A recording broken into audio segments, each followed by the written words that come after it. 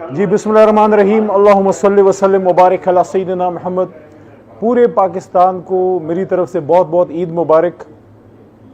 ये ईद बहुत अहम है, ये रमज़ान बहुत अहम था।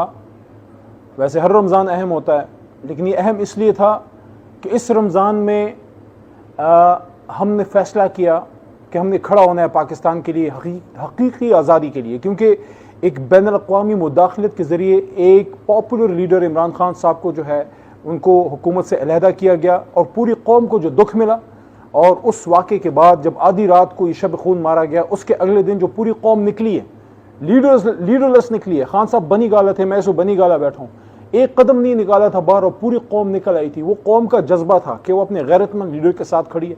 तो मैं कौम को ये कहना चाहता हूँ, पाकिस्तानियों को ये कहना चाहता हूँ कि ऐसी बड़ी ईदें आई हैं, लेकिन हमारा जो रमज़ान है, रोज़ा है, वो ट्रेनिंग क्या देता है? ट्रेनिंग ये देता है कि हमने तकलीफ बर्दाश्त करनी है और हमने अपने नफ्स को मारना है एक बड़े मकसद के लिए। कौन से मकसद के लिए? उस मकसद के लिए जिसके लिए इमाम हुसैन रज़ियल्लाहु तआला अन्हु खड़े थे, और वो मकसद है हक़ के लिए लड़ना। तो इसलिए यह हमें एक मौका है कि हम अपने पाकिस्तान को हकीकी मानों में आज़ाद करें, हम किसी के ग़ुलाम ना हो। हमारी दुश्मनी ना अमरीका से न किसी से, लेकिन हम डिक्टेशन किसी से नहीं लेंगे। और ये इस ईद का और इस रमज़ान का मैसेज है कि हमने हकीकी आज़ादी के लिए एक हकीकी लीडर इमरान खान साहब के साथ निकलना है। और हम क्या मांग रहे हैं? कुछ नहीं मांग रहे हैं, हम ये कह रहे हैं कि आज़ाद इलेक्शन करो और अवाम को फैसला करने दो।